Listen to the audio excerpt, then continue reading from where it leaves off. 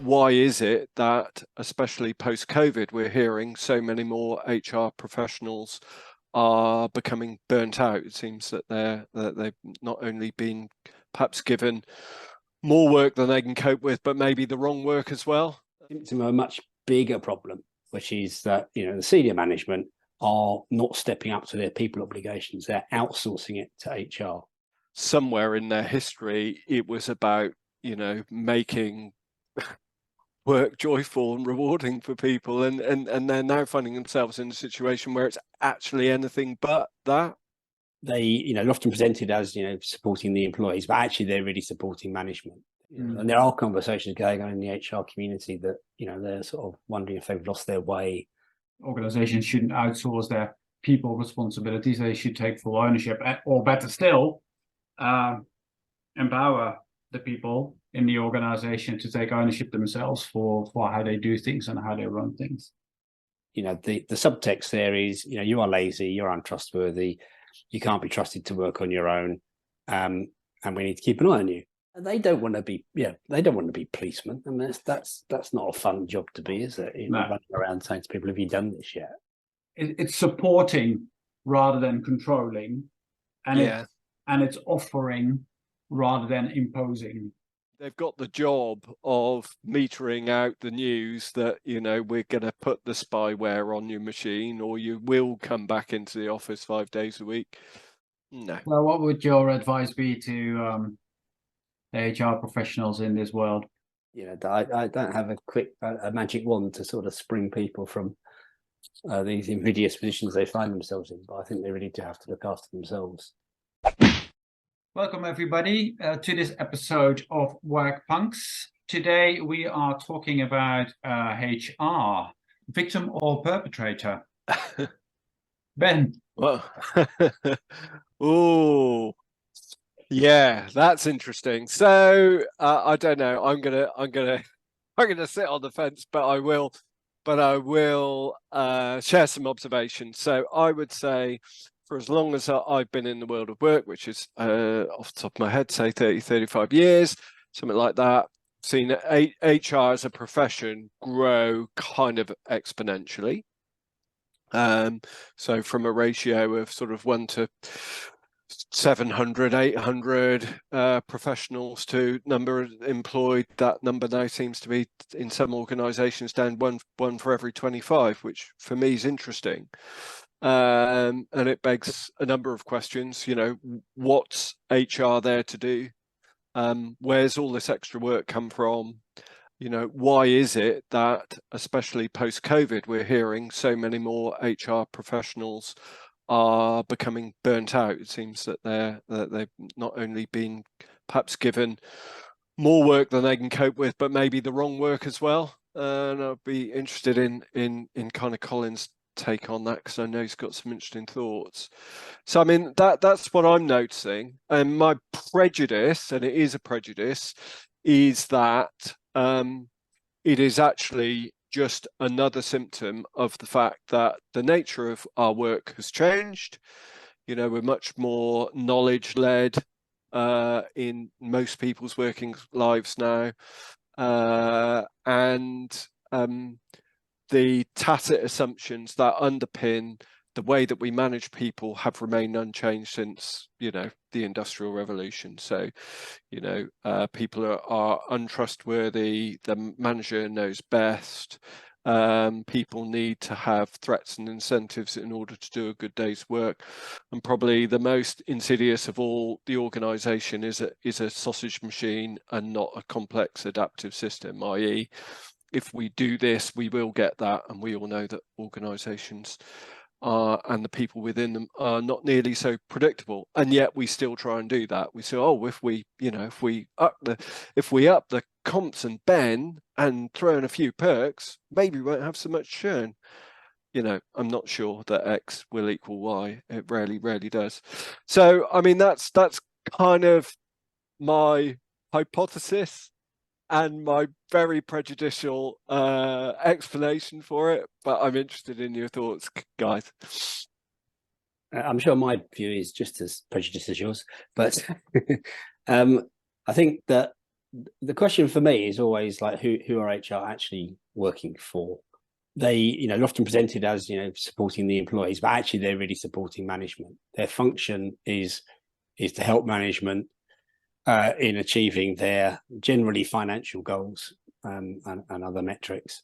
And where that work takes them is into things like crisis management, putting out the fires that have been set off by management behaviour generally, and also because they've also got this role as policemen. So to pick up the points you mentioned, Ben, this whole thing about if you read an employee handbook which HR put together, the subtext there is you are lazy, you're untrustworthy, you can't be trusted to work on your own, and we need to keep an eye on you. And managers, middle managers, if you like, and junior managers are trying to do that, and then they get into problems, and then have to call in HR. And HR are also policing their policies. And one thing you can never claim HR are unproductive at is producing policies. So that, I mean, in some ways they create their own work that way. But they've increasingly been pushed into this role because back when I started, they did pay and rations, and that was about it. And then all this other stuff's been added on. But that's symptom of a much bigger problem, which is that the senior management are not stepping up to their people obligations. They're outsourcing it to HR. We could discuss whether that's just an intent or because it's generally areas that those people don't feel comfortable in. But that's what's happened. So HR having to go around doing the work that senior management should be doing to try and keep people happy, but they don't really have the tools and responsibilities. And so they end up, putting all these policies together and trying to do stuff that they actually don't really believe in. And I think that's where the stress is coming from, because they're having to do things because management tell them to do things like, can make a load of people redundant, that actually go against their values, and they're getting moral injury from that, and that's what's causing the stress. Mm-hmm. A lot of what lands on HR's plate is avoiding problems. So it's keeping risks out of the organization. It's about making sure that there are no tribunals. The company is protected against obviously not hiring the wrong people. So it's about getting the right references and DBS checks and all sorts of other things. About making sure that the employment contracts are tickety-boo. It's about health and safety sort of sits a lot in that world as well. I find it unsurprising if I briefly envisage myself wearing the role of, or wearing the hat of a HR professional. I can imagine that I want to build, a wall of protection around myself and my role as well, right? That's an instinctive response. So I'm going to write policies. I'm going to tell people what they should and shouldn't be doing, partly because of the intention that I want things to be clear and that people know what is expected of them, and partly because that also protects me from, if something does go pear-shaped, that at least I have the evidence that I thought it all through and I did my best to make sure that I protected the organization against most extreme cases of risk or problems. So it's not an enviable position to be in when you're lumbered with those kind of responsibilities, right? So especially because ultimately you're always at least 2 steps removed from what's really going on in the organization. So to what extent do you really know what's happening and what the real needs are of the organization. So it's difficult to get it right. So you can imagine, hey, you're doing your best to help the recruitment of a new person for the organization who's supposed to be working on the front line, and this person doesn't work out. But you're the HR professional. You've done all this best practice stuff to make sure you get the best person in, and he or she is not working out, and you get it landing on your desk that you helped recruit the wrong person. What do you do? It's not. I can sort of see that it's quite a stressful position to be in. It's a response to a low trust environment, isn't it? Essentially, it's a natural response. If you're not trusted and your opinion isn't valued, then you will do these things to protect yourself. So I think it's also worth pointing out, HR may sit in the boardroom, but they're not often. They don't have to say they're not the same status as the other people on the board. So they're being told what to do. They're not really in control of their destiny. I'm increasingly hearing from people who have those roles within organisations how just increasingly difficult it has become.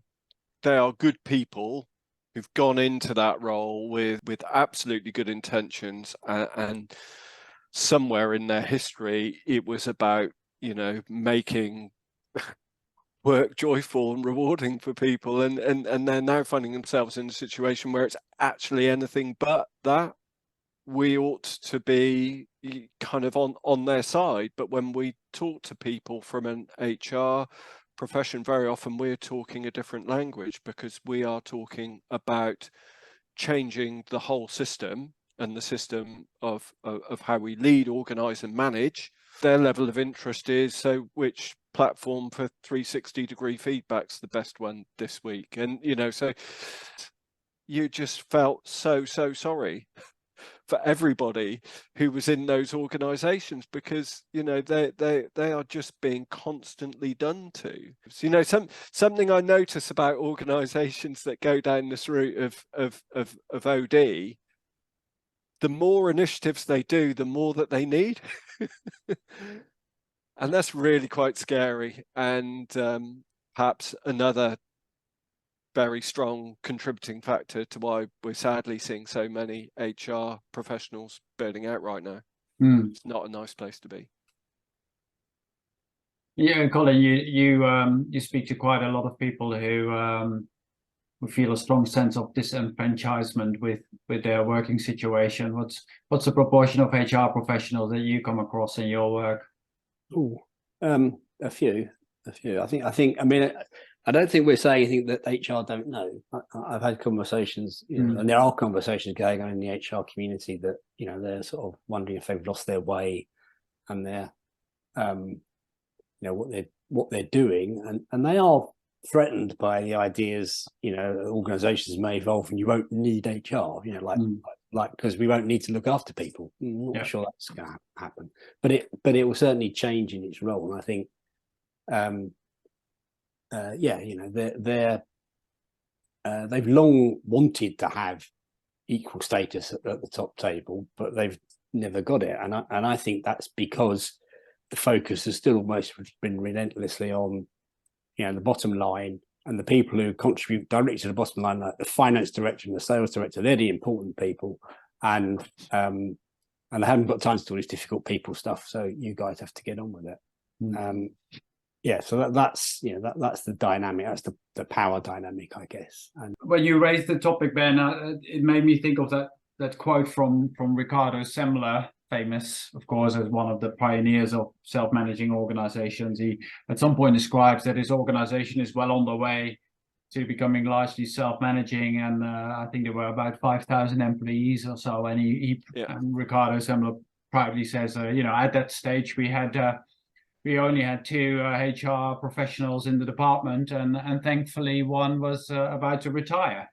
So he's sort of clearly indicating that he felt that there was no great need for HR in an organization that is largely taking responsibility themselves for what is the key element of the success behind the company, which is the people who run it and who are the organization. So. Totally.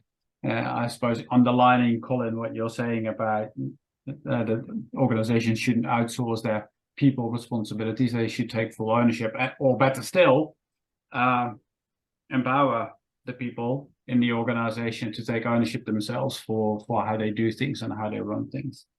Yeah, and HR should be there to enable, you know, the people and the managers to thrive.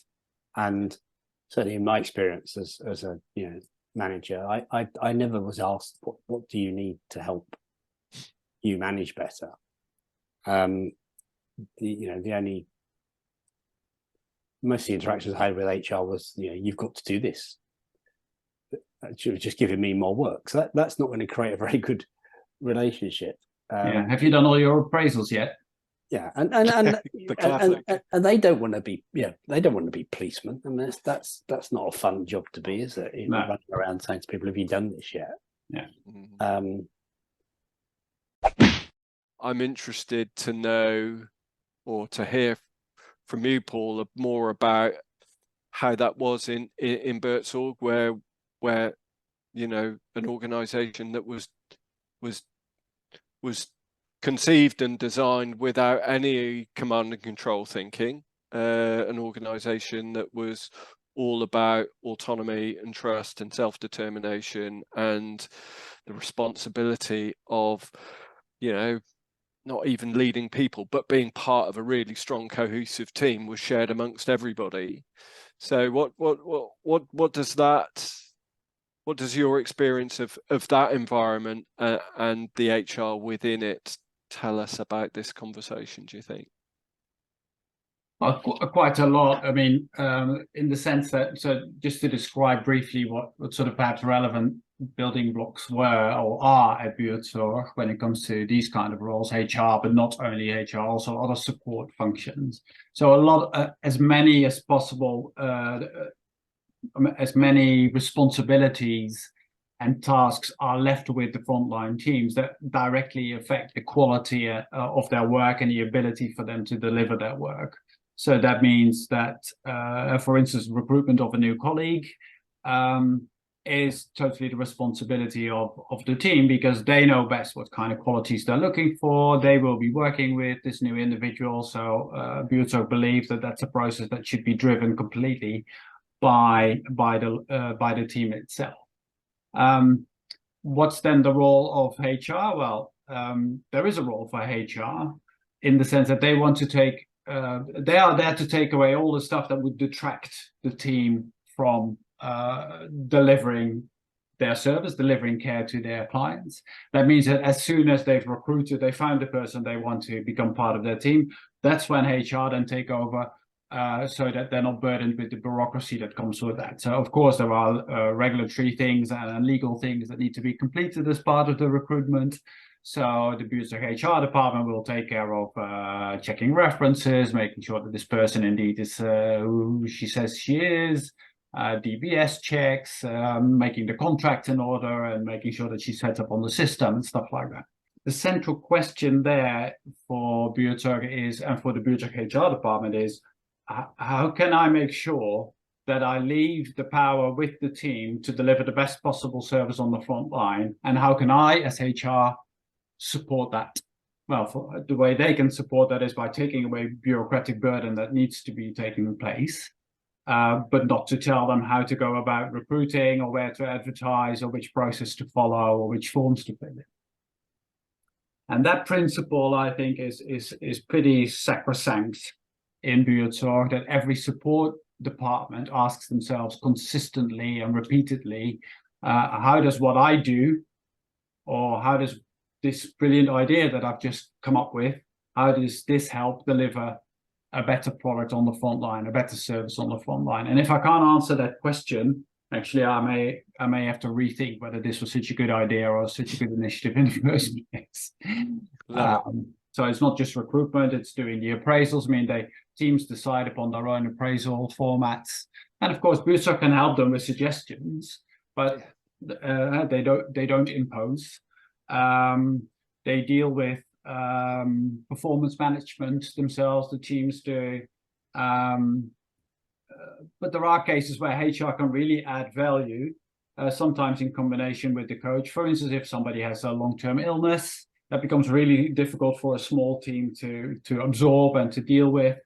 If there is ultimately the conclusion that there is not a good fit between an individual and the team, and maybe that individual needs to leave the organization or the team, I suppose the general theme for me there is that it's supporting rather than controlling, and it's offering rather than imposing. Yeah, totally. And I think if you can take those attitudes with you in your role, then you're on the right track, I think. That really resonates for me with something that Colin said just a few minutes ago, in terms of, he was recounting, I think, your time in corporate life. We don't need to name who that was, Colin, but you said that nobody from HR ever came to me and asked me what I wanted. So in most other conventional organizations, it is the HR at the center that says, I want these reports, I want the fact I want to know where you are in terms of completing your appraisals, you're this, you're that. Yeah. So it's the people on the front line that have to supply stuff to the mothership in the form of HR, whereas actually the much healthier relationship is HR is in the center, and their purpose is to serve the team that is serving the customers, clients, making the product, whatever it is. But it's a bit of a symptom of that, the command and control bit. So I was just thinking about you mentioned appraisals, which touch a bit of a sore point. With many people. Yeah, because I mean everybody, and to be fair, there was a big conversation in HR about like how do we get rid of the appraisal process? But it's come about because of this centralized control means that everybody's got to be appraised on the same basis, because we must have uniformity, because then that's the only way we at the centre can make sense of all this, and we can measure everything that. And so I remember this organisation I worked at switched to competency basis for appraisals. There was no introduction. We just got these new forms around. You got to measure people on competencies now, and sort of looked at this. Look, well, half of these aren't really relevant to my people. But so what am I supposed to do? And if I had someone who was equally good at all of these competencies, they probably wouldn't fit very well. That's not the sort of person I want. But of course we had to, everybody had to do that because that was what had been decided, because that makes life simpler at the centre, so they can pass information upwards that people at the top can understand. But it's not, it's not serving the business. That consistency and often also the fairness, I think that is sort of is required, I suppose, from a legalistic and a regulatory perspective also, and to a certain extent also from the workforce itself. You want to, as a worker, I guess you also want to be treated fairly. You want to have equal opportunities in terms of promotion, and I suppose that for a long time has driven HR like process to a certain extent as well.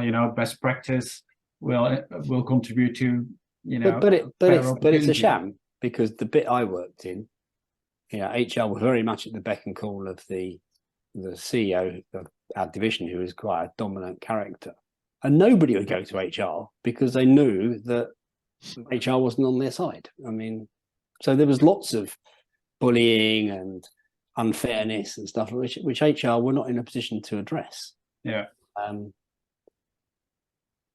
Even I'm sure that they wouldn't want to have seen that, but they really had no option other than to condone it, because they didn't have any power to go and challenge the guy at the top. Now, do you think that with the new working practices, more working from home, more flexible, and most of us have been part of that discussion in one shape or another, has that influenced the world of HR negatively or positively, you think? Or is it just another policy that needs to be written? What was needed at the time, and what is still needed, is a much more human approach, and senior management haven't stepped up to that in many places, so HR had to step in, so their workload has increased, and that's obviously, I think that's probably another factor, that they've been, there's a gap here. Stick HR in there, they'll sort it out. So I think it's been difficult for HR. Do you think they're sort of between a rock and a hard place in that debate between, on the one hand, motivating and engaging the workforce by having an ear to the ground and listening to how their priorities have shifted, certainly in recent years, and at the same time being under pressure from the centre that is much more demanding of bringing back people into the office? I think there's been a number of research pieces, articles written around on that very, very subject, in terms of the whole lockdown and remote by default created a huge amount of work, and very often quite emotionally loaded work as well, and all of that fell to HR, all except they probably didn't have the authority to make the calls. You know, and this is, I'm really only echoing what Colin said earlier, really. So they've got the job of metering out the news that, you know, we're going to put the spyware on your machine, or you will come back into the office 5 days a week. Having given people a good listening to and heard why that that may not necessarily be a good thing for everybody, but they've still got to deliver the news. So I can absolutely see how that's creating the sorts of things that the research is talking about in terms of the number of people burning out, etc. It's only a symptom of the bigger problem, which is, you know, anything to do with people now isn't the work of managers, it's the work of HR. You know, it's like, oh, I see our employee engagement score's gone down. Oh, well, better get the HR team in and see what they're doing about it. No. Well, what would your advice be to the HR professionals in this world? Probably nothing that they'd like to hear, Paul, really. So I still, I'm probably being a bit fanciful, but I think if you start working at a much more fundamental level and reconsider, you know, from a building blocks kind of basis, how we lead, organize and manage, and you start making changes at that sort of fundamental and systemic level, then the number of downstream problems that the fires, as Colin puts them, there are less fires there for you to put out, and then that gives you more time to support managers at every level to be better managers, and you know, that would open up the opportunity for you to be at the service end of the transaction rather than at the dishing out the more forms, more report requests, etc., which would be hopefully more joyful work for them anyway. So, Colin, what would your advice be? Look after yourself. You know, I don't have a magic wand to sort of spring people from these invidious positions they find themselves in, but I think they really do have to look after themselves. Both because they don't need to burn out, but you know, if as we all know, if you don't maintain your own resources, you can't help other people. You can't pour from an empty cup. And how about you, Paul? What about me? What would my advice be? Yeah, it's a difficult one, isn't it? I mean, my original question to this session was perpetrator or victim, and I think this is definitely more victim than perpetrator involved here, and that's I would encourage people in the HR profession to find their own strength so that they can escape that victimhood position, and really think about what keeps them motivated and mentally healthy, but also enjoying work. Now that's obviously that's kind of a midlife crisis type question to ask yourself, I guess, and for some that question may come way too soon. But then again, maybe that's the right time to ask yourself when you still have your whole career ahead of you and have the opportunity to change some of these things.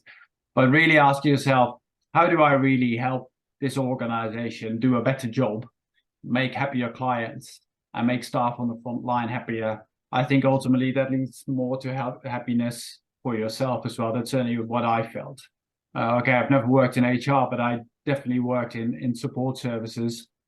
As a matter of fact, I think I was the support staff of the support services. I couldn't be further removed from the clients or the front line.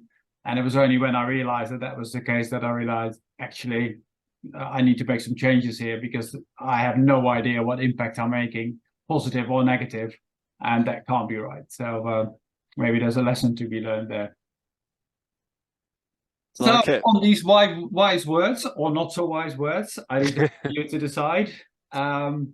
If you are a HR professional and have your opinion that you want to add to this debate, or if you want to share your opinion anyway, regardless of your background, and then do put them in the comments to this YouTube video or this podcast, because watch this space. We're going to put these things out in podcast format as well. But we'd love to hear from you. Let us know what suggestions you have for future topics. And who knows, you may be one of our invitees to join the conversation. Thanks for watching. Bye-bye. Awesome. Bye. Bye.